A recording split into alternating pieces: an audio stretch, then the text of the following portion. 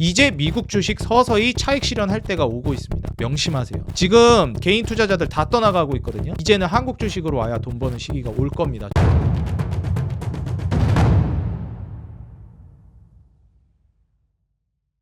네, 반갑습니다. 주식장인 유튜브 구독자 여러분들, 주식장인입니다. 이제 어제와 오늘 계속해서 이제 지수가 좀 반등을 보여주고 있는 상황입니다. 제가 영상에서도 계속 언급을 드렸지만 미국 증시가 꺾이는 시점부터 한국 증시가 올라갈 가능성이 굉장히 높다, 이렇게 좀 말씀을 드렸어요. 그래서 실제로 미국 증시가 뭐 어제도 그렇고 오늘도 그렇고 어느 정도 조정을 보여주고 있는 양상이고요. 거기에서 어느 정도 차익 실현한 물량들이 한국 증시로 넘어오게 되면서 낙수 효과를 볼 가능성이 높다라고 보고 있습니다. 자, 그렇다면 이제 본격적으로 한국 증시가 대시세를 보여줄 가능성이 높은 것이냐, 아니면 아직은 안심할 단계는 아닌 것이냐, 여기에 대해서 우리 구독자 여러분들과 같이 분석을 해볼 거고요. 결론부터 말씀드리자면 저는 아직 안심할 단계는 아니라고 보여집니다. 그렇기 때문에 여기에 대해서 우리가 어떤 포지션을 취해야 되는지 같이 한번 분석해 보면 좋을 것 같습니다. 화면을 보면서 본격적으로 같이 시작해 보도록 할게요. 자, 일단 우선 말씀드리고 싶은 부분이 뭐냐면 오늘 주식시장에 있어서 강세를 띠고 있는 업종이 몇 가지 있습니다. 그 중에 단연코 하나를 꼽으라면 양자컴퓨터고요. 그 다음 뭐 조선이라든지 제약바이오 쪽이 또 부각을 드러내고 있기도 합니다. 뭐 엑스게이트라든지 여러 가지 종목들, 오늘 또 상한가에 간 종목도 정말 많이 나왔는데 최근에 이제 증시가 좀 조정이 나왔다가 또 테마가 하나 불다 보니 그쪽으로 수급이 전체적으로 과하게 좀 저는 오고 있다라고 생각이 들어요. 뭐 삼성전자라든지 우리 투자자 여러분들이 많이 좋아하는 종목들, 혹은 이제 SK하이닉스 같은 이런 종목들은 사실 아직 본격적으로 움직임이 나온다라고 저는 보여지진 않고요. 뭐 현대차 같은 종목들도 향후 이제 성장성을 내다봤을 때는 메리트가 있다라고 보지만 아직 본격적으로 돌아섰다라고 보거나 안심할 단계는 아니라고 보여집니다. 지금 현재 코스피 증시가 이제 이 추세가 깨졌다라고 제가 표현해드리면서 이때 당시에 월요일 날 말씀을 드렸는데, 맨 처음에 이제 계엄령 사태가 터졌을 때도 생각보다 선방한다라고 예상이 됐지만 안심해서는 안 된다, 여진이 있고, 오히려 이 계엄령 사태 이후에 그 파급 효과로 인해서 외국인들이 굉장히 많이 이탈할 것이다 말씀을 드렸습니다. 그러면서 증시가 무너졌고요. 이때부터 이제 추세가 완전히 깨졌다라고도 저는 봤는데, 여기에서 이제 반등이 나오니까 그럼 추세 안 깨진 거 아닌가? 그냥 다시 바로 말아 올리면서 회복해줬는데 라고 볼 수 있어요. 뭐 기술적으로 본다라고 하면 지금 현재 일봉상 21선도 회복을 못했습니다. 실제로 떨어질 때 그냥 와장창창 깨지는 일은 별로 없어요. 이렇게 반등을 보여줬던 것 중에 뭐 증환펀드 얘기도 있었고, 국가 차원에서 정부에서 계속 이제 돈을, 유동성을 유입해주면서 증시를 방어하려고 하고 있는 모습을 취하고 있습니다. 뭐 연기금들이 본격적인 방어에 나섰고요. 기관 수급 중심으로 한국 증시를 받치는 모습을 보여줬어요. 그러면서 이제 회복을 보여준 건데, 이게 과연 얼마나 갈 것이냐, 이 여부는 좀 고민을 해봐야 될 만한 부분입니다. 그래서 지금 현재 이 2450선 요 근처에서, 혹은 21선 요 근처에서 저항받고 또 떨어질 가능성이 있고요. 그 근거에 대해서는 역시 이제 환율 안정이 제대로 되지 않는다는 겁니다.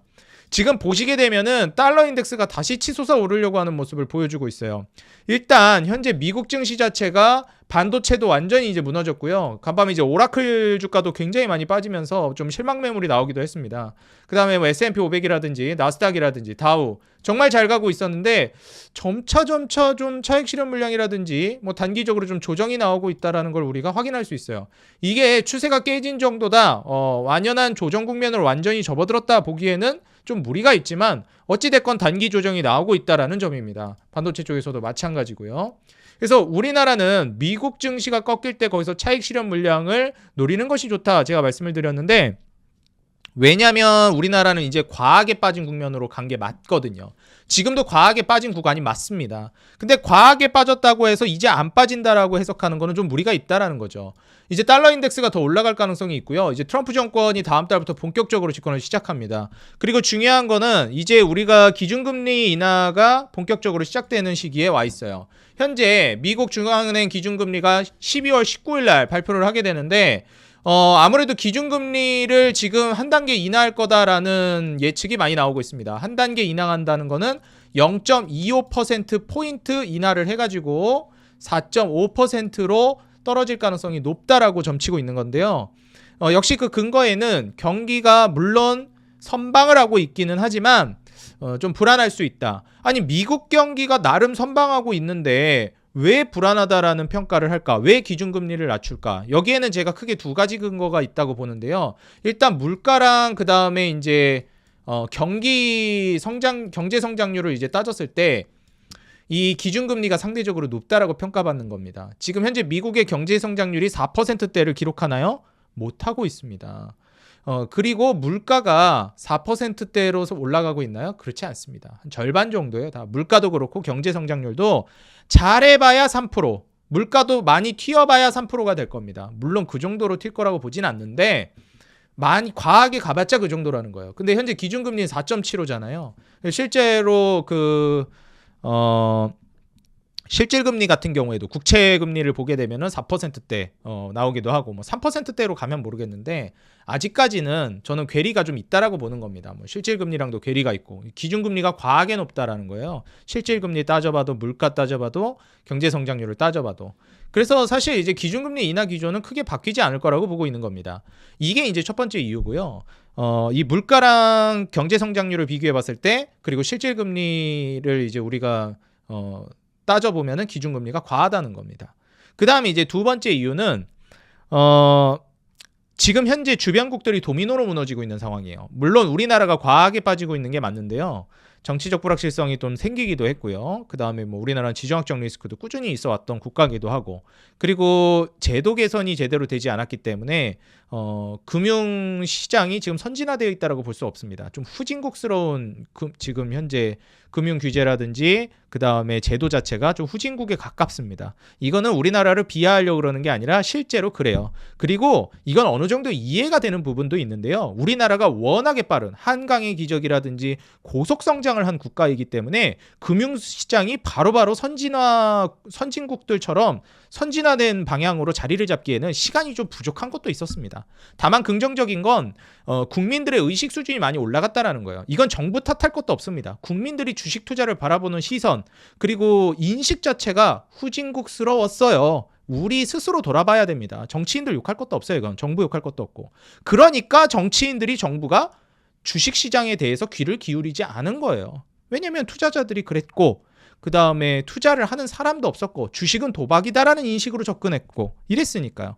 근데 지금 이제 인식이 많이 바뀌고 있잖아요. 그리고 시장 자체가 우리나라는 이제 선진국의 반열에 들어섰기 때문에 안전자산이라든지 부동산으로 이제 더 이상 부를 일구는 데는 기회가 없다는 게 아닙니다. 어느 정도 기회가 많이 소진됐어요. 그러니까 이게 개발도상국이라든지 성장률이 정말 빠른 국가들은 부동산이라든지 혹은 이제 뭐 예적금이라든지 이런 걸로도 돈을 벌기가 좋았어요. 우리 부모님 세대는. 근데 앞으로 세대는 그렇지 않습니다. 부동산으로 돈을 벌기가 어려워요. 왜냐하면 성장률이 정체되기 때문에. 그리고 부동산이 많이 고점을 달성해 있을 가능성이 높습니다. 실제로 그렇죠. 지금 우리나라가. 이럴 때 이제 선진국들은 다음 단계 스텝으로 넘어가야 되는데 그게 바로 이제 증권시장을 활성화시켜서 다음 부의 활성화, 다음 부의 기회, 다음 부자가 될 수 있는 어떻게 보면은 새로운 젊은이들에게 기회를 제공해 줘야 된다는 거예요. 기성세대에선 부동산이라든지 그 다음에 경제성장률 이런 걸로 기회를 제공했다면 금융시장 제도 개선을 통해서 주식으로 그리고 투자시장을 활성화시킴으로써 새로운 세대에게 부의 사다리에 올라탈 수 있는 기회를 주어야 합니다. 그렇지 않으면 정권은 외면받을 수밖에 없어요. 선진국들이 그 단계를 거쳐왔고 지금 대한민국은 그 단계에 와 있습니다. 그래서 저는 요즘 같은 시기에 시장이 굉장히 정치적 불확실성이라든지 안 좋은 상황에 놓여있을 때 금융적 그리고 이제 증권시장에 대한 제도 개선이라든지 이런 것들이 본격적으로 이루어질 거라고 기대하고 있습니다. 그리고 현재 지금은 뭐 유동성이라든지 이런 걸 투입하면서 계속해서 이제 시장을 살리려고 하고 있지만 여러분들 아시죠? 이건 근본적인 해결법이 되지 않습니다. 선진국스럽게 바꿔줘야 돼요. 저는 뭐 이건 제 개인 생각입니다. 이거를 뭐 정의롭게 옳다 아니다 뭐 정치적인 걸로 해석하지 않으셨으면 좋겠습니다. 저는 이런 그 키워드로 줄 건 줘야 된다고 보거든요. 대기업들에게도. 저는 상속세를 만져야 된다고 보는 입장이에요. 예, 상속세를 만져야 되고 그 다음에 그러면서 같이 이제 주주 친화적으로 바꿔야 된다는 입장입니다. 제가 생각하기에는 한 세대를 거치면서 그 기업을 송두리째 어떻게 보면 세금 때문에 뺏기게 된다라는 거는 이거는 좀 고쳐야 되는 게 아닌가 저는 개인적으로 그렇게 생각합니다. 그리고 주주들이 거기서 놀 수 있게 해줘야 된다고 생각하거든요. 지금 기업들 차원에서 주가 올라가는 거 별로 달가워하지 않을 겁니다. 예. 그 기업 오너들이나 혹은 그 주인이 아니더라도 경영자 자체가 그 기업 주가를 올려야지 성과를 받고 이런 구조로 가야 하는데 뭐 기업 당사자들 혹은 이권자들 그 어떻게 보면은 이사진이나 이런 쪽에서도 글쎄요 잘 모르겠습니다. 오너들 측면에서도 어떨 때는 오히려 주가가 빠지기를 원하는 경우도 많으니까요. 그래서 어찌 됐건 이런 점들이 저는 많이 이제 개선이 될 거라고 보고 있어요. 왜냐하면 국민들이 이제 그걸 서서히 이제 알게 되고 있고 이런 방향으로 잘 건강하게 전 넘어가고 있다라고 보고 있습니다. 그래서 선진국 단계로 또 가려면은 이 퇴직연금 미국의 401k 제도 같은 기관이 힘을 발휘할 수 있을 만한 방향성으로 넘어가야 돼요. 지금 한국은 외국인 투자자들에 너무 휘둘리거든요. 근데 미국 같은 경우에는 그러지 않아요. 기관 수급을 조금 더 많이 쳐주기도 하고 더 중요하게 보기도 합니다. 저는 그렇게 보거든요. 일단 퇴직연금 그 연금 자체가 꾸준하게 조직적으로 어마무시한 돈이 이제 밀려 들어옵니다. 미국의 국민들의 이제 퇴직연금 노후 대비가 주식으로 되고 있어요. 그리고 그 돈들이 주식시장으로 밀려 들어오고 빠진다 싶으면 저가 매수에 나섭니다. 그러니까 탄탄하게 받쳐주는 거예요. 프리미엄도 작용하고요. 그러면 그걸 보고 외국인들이 오히려 더 달려듭니다. 근데 우리나라는 애초에 중심을 기관이 잡아주질 못하니까 저는 외국인에 의해서 너무 휘둘린다라고 보고 있어요. 그래서 이런 부분은 이전에는 내 노후를 주식시장에 베팅한다? 거기에 맡긴다? 이러면은 난리가 났던 세대입니다. 미쳤냐고. 국민들 정서가 그런 정서가 아니었어요. 근데 이제는 저는 바뀌었다고 봐요. 주식 투자는 필수다라는 인식이 생기기도 했고요. 그래서 이제 아무래도 꾸준히 유입이 된다라고 했을 때 살아날 가능성이 있지 않을까. 미국의 그 401k 제도를 좀 좋은 점을 취합해가지고 적용시킨다면 좋아질 것 같고 그럴 것 같습니다. 장기 우상향은 대한민국 시장은 그런 제도가 본격화될 때부터가 시작이라고 저는 보고 있어요. 그리고 현재 이제 미국의 기준금리 12월 19일 발표 전에 눈여겨볼 만한 게 11월 11일, 12일 바로 이제 내일 모레죠. CPI 소비자 물가 지수랑 생산자 물가 지수가 발표됩니다. 이때 물가 수준이 얼마나 튀냐, 얼마나 이제 생각보다 안정이 되냐 차이예요. 근데 아까 보셔서 아시겠지만 미국 기준금리가 4.75%예요. 이거 대비해서 물가가 터무니없이 낮습니다. 좀 오른다 해도 살짝 올라간다 해도요. 그래서 저는 4.5%까지는 일단 낮출 거라고 봐요. 이 이후에는 뭐 좀 동결하면서 시간을 끌지는 모르겠는데 물가나 이제 경기 상황 봐가면서 일단은 동결할 가능성이 뭐 80% 이상으로 나오고 있기도 하고요.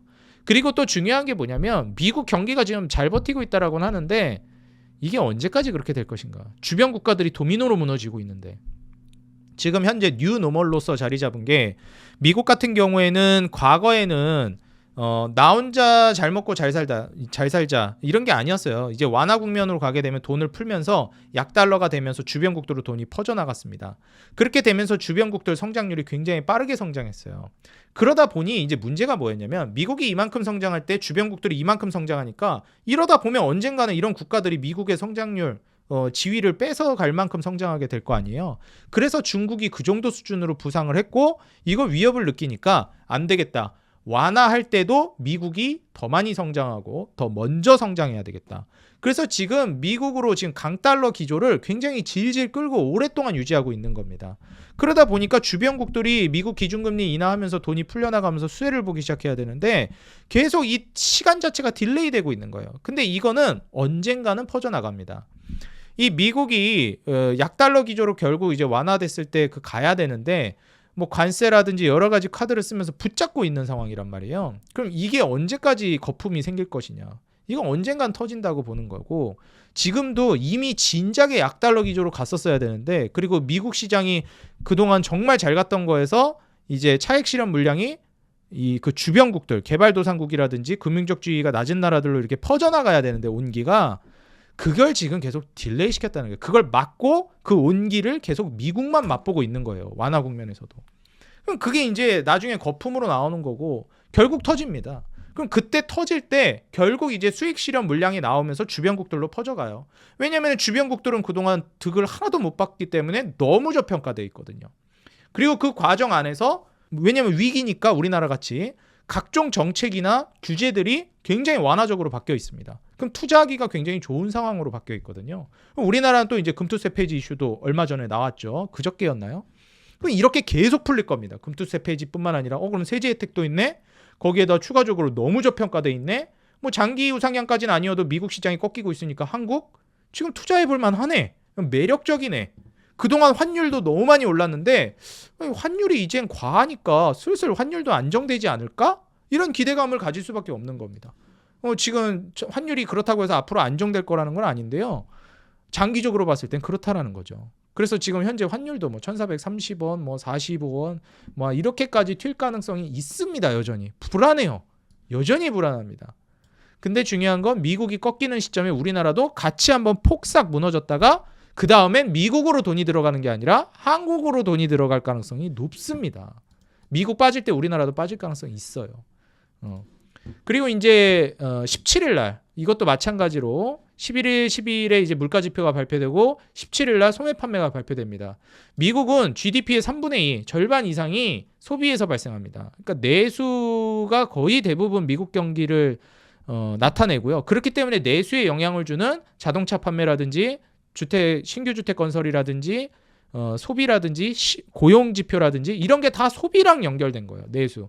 왜냐하면 그게 GDP의 대부분을 차지하거든요. 미국 경제 성장에. 그래서 이 소매 판매로 결국은 귀결된다라고 보시면 됩니다. 근데 전년 대비해서 이 소매 판매가 좀 올라왔어요. 그러니까 나쁘지 않네? 회복되는 거 아니야? 이런 좀 스탠스도 있었고, 그리고 17일 날 또 발표가 어떻게 되는지에 따라서 물가 지표 CPI, PPI 보고 그 다음에 소비 지표 발표되는 거 본 다음에 고용 지표랑 같이 이제 고용 지표는 이미 나왔죠?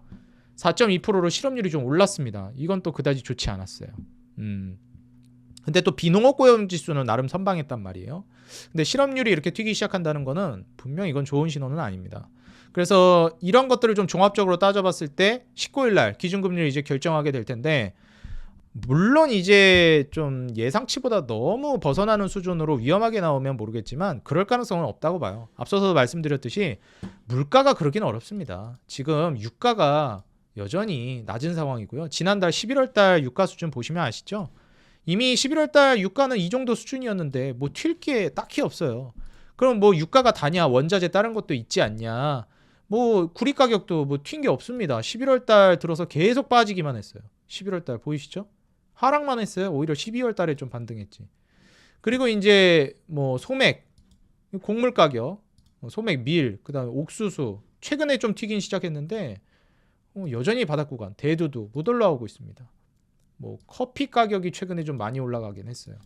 그래서 뭐 스타벅스 같은 경우에도 그렇고 이제 커피 장사하는 쪽에 마진이 좀 어려워질 수도 있다, 이런 의견이 많이 나오고 있거든요. 그래서 커피 쪽이 좀 올라간 거, 그 정도 좀 눈여겨볼 만합니다. 그 외에는 뭐 원면도 그러고 귀리도 그러고. 제가 얼마 전에도 뭐 삼양식품 비롯해가지고 식품주들 한번 말씀드렸잖아요. 삼양식품, 왜냐면은 곡물 가격이 너무 바닥이고 가격 그 판매가를 계속 올리고 있다고. 실제로 삼양식품 엄청 올라갔죠. 그 다음에 현대 그린푸드 이런 거 이제 말씀드렸고, 오늘도 신고가 쓰네. 현대그린푸드, 그 다음에 삼양식품 다 신고가 씁니다. 제가 얼마 전에 영상에서 말씀드렸죠. 그러니까 이런 게 이 다 원자재 가격 하락인데 판매가는 올리고 있고 실제로 수출도 잘하잖아요, 삼양식품은. 그래서 이런 종목들이 좀 부각이 되고 있다라고 보시면 됩니다. 그러다 보니 물가가 과연 이제 엄청 튈까 싶은 거예요. 그럼 물가가 뭐 엄청 튀는 거 아니면 지금 수준에서 뭐 말도 안 되게 튈 가능성도 거의 없고, 기준금리는 일단 인하는 할 것 같다, 한 단계는. 경기가 나름 방어하기 때문에 다음에는 좀 브레이크 걸진 모르겠는데 그것도 오래 갈 것 같진 않다. 그때 미국이 한 차례 무너질 것 같다.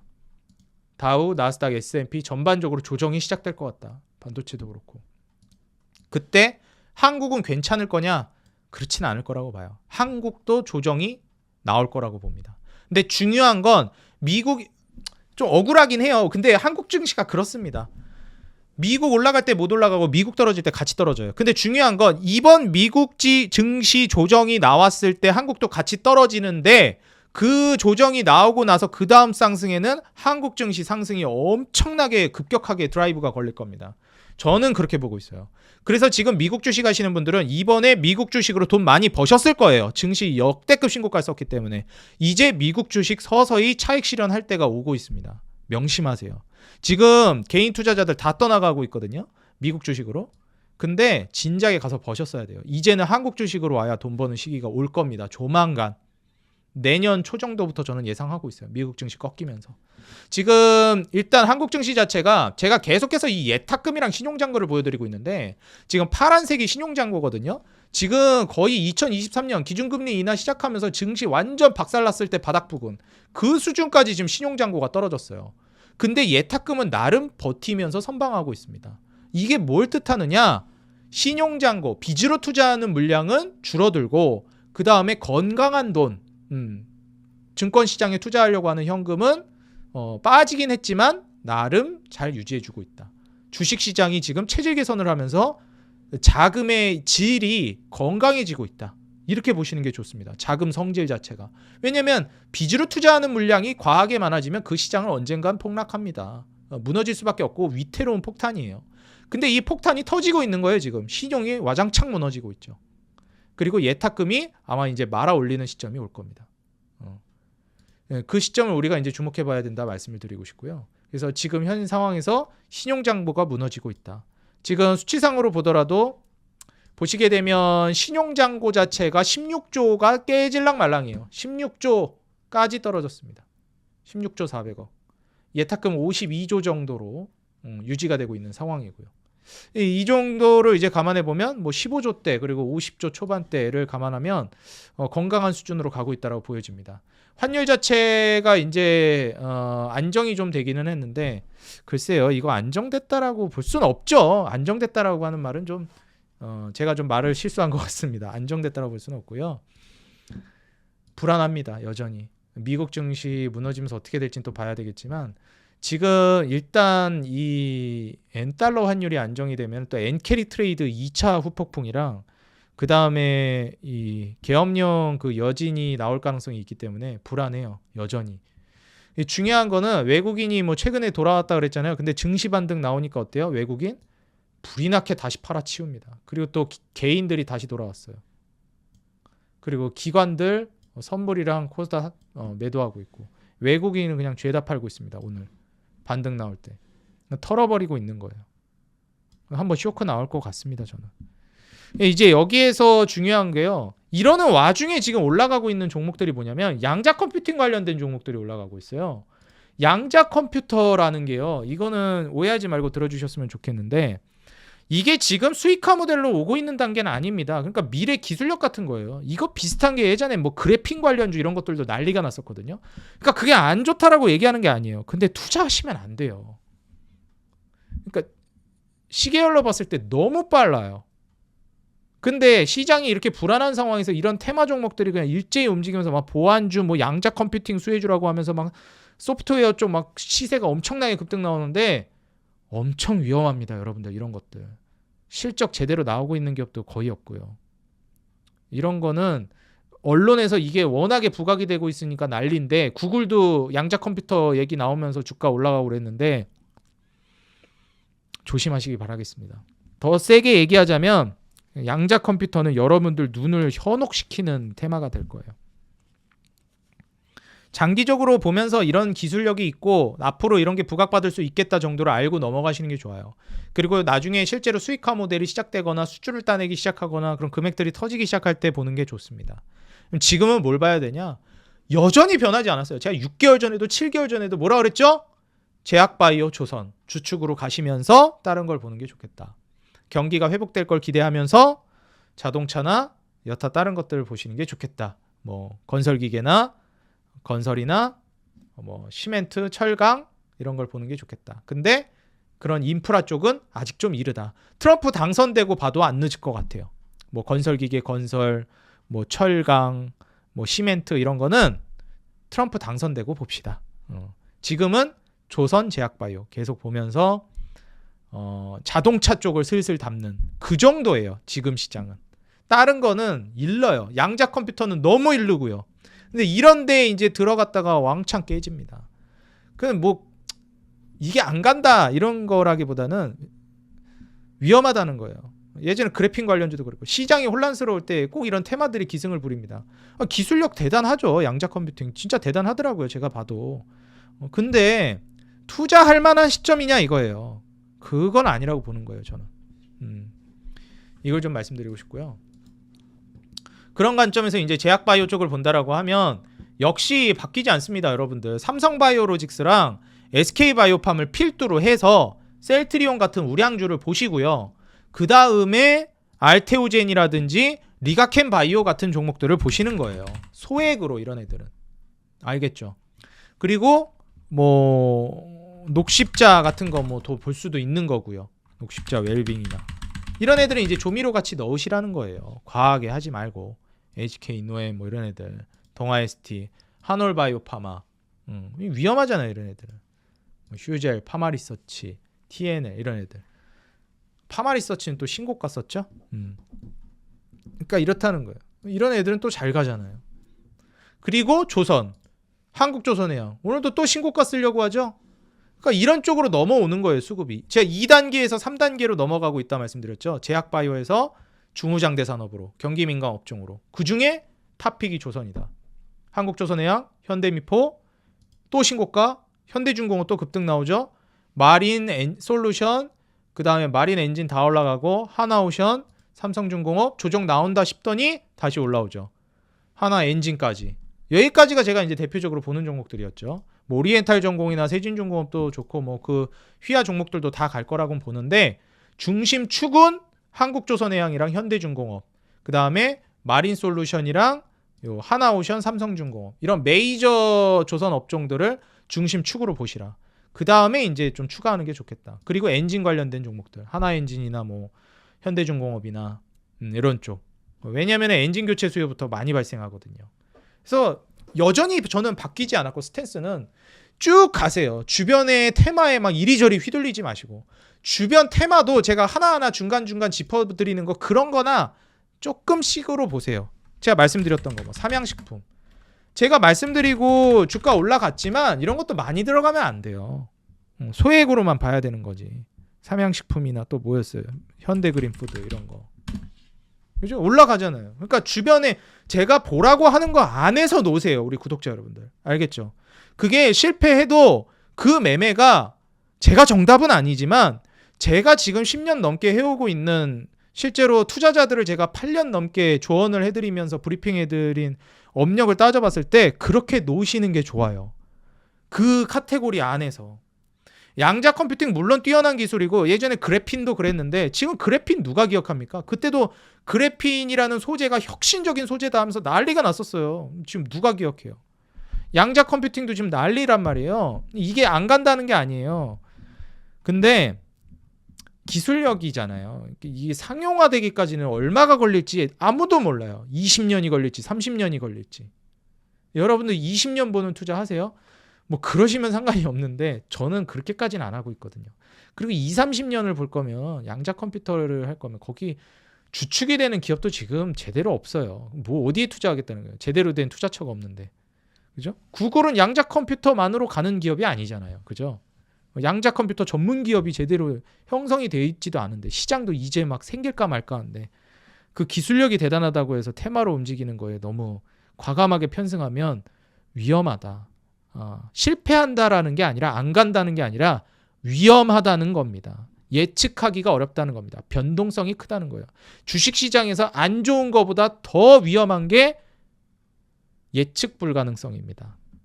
이거를 명심하셨으면 좋겠어요.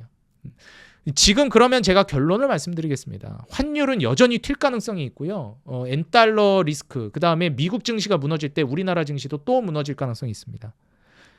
그때 무너지고 나서는 미국 증시에 투자하시는 게 아니라 한국 주식에 투자하시는 게 훨씬 더 수익률이 좋다고 저는 보고 있습니다.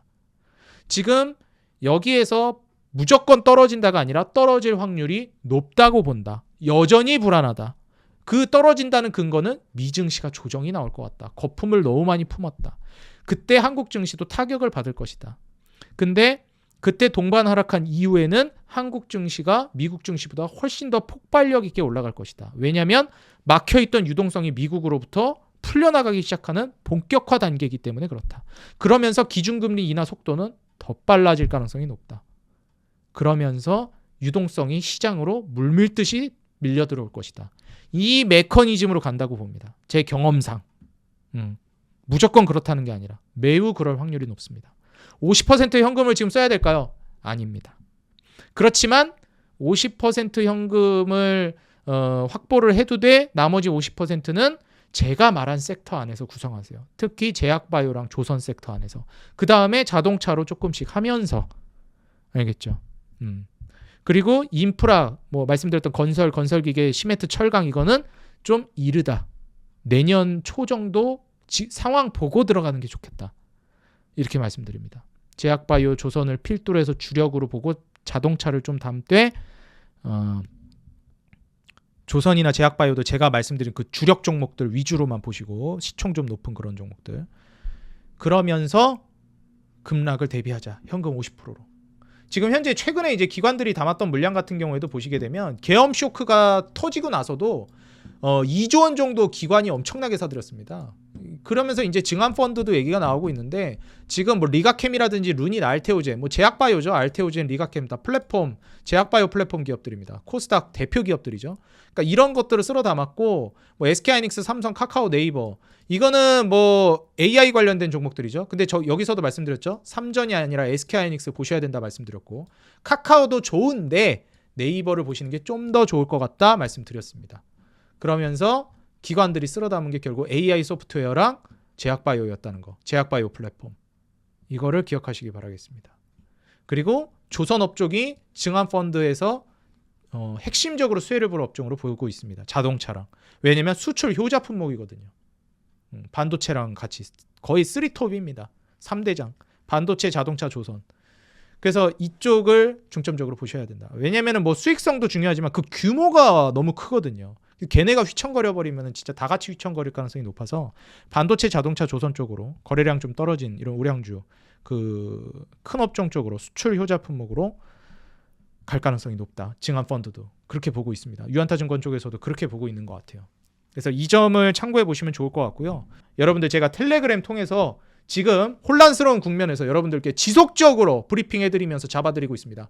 검색식 교육자를 올려드리면서 지금 현재 시장 어떻게 타개해 나가야 할지 저와 함께 대비하시기 바라겠습니다. 시황 계속 잡아드리면서 여러분들 멘탈 잡아드리고 있습니다. 아직도 안 들어왔다? 오시기 바라겠고요. 그리고 여러분들 아직 구독 안 눌러주신 분들 구독과 알람 버튼 눌러주시면 제가 계속해서 여러분들 멘탈 잡아드리고 여러분들의 방향성, 여러분들이 어디서 뛰어놀아야 하는지 명확하게 잡아드리겠습니다. 구독 그리고 알람 버튼 눌러주시면 여러분들께 돈 되는 종목, 도움되는 정보로 보답하겠습니다. 그 다음에 좋아요 한 번씩 눌러주시고요. 응원 댓글 짧게나마 한 줄씩 달아주시는 거 너무 감사하더라고요. 제가 힘이 들 때마다 여러분들 응원 댓글 보면서 힘내서 여러분들 돈 벌어드려야 되겠다는 마인드로 영상 찍고 있습니다. 항상 우리 개인 투자자 여러분들의 수익 그 하나만을 위해 여러분들이 돈을 벌어야 제가 돈을 번다는 모토로 정진해 나가도록 하겠습니다. 지금까지 주식장인이었습니다. 감사합니다. 행복한 하루 되세요.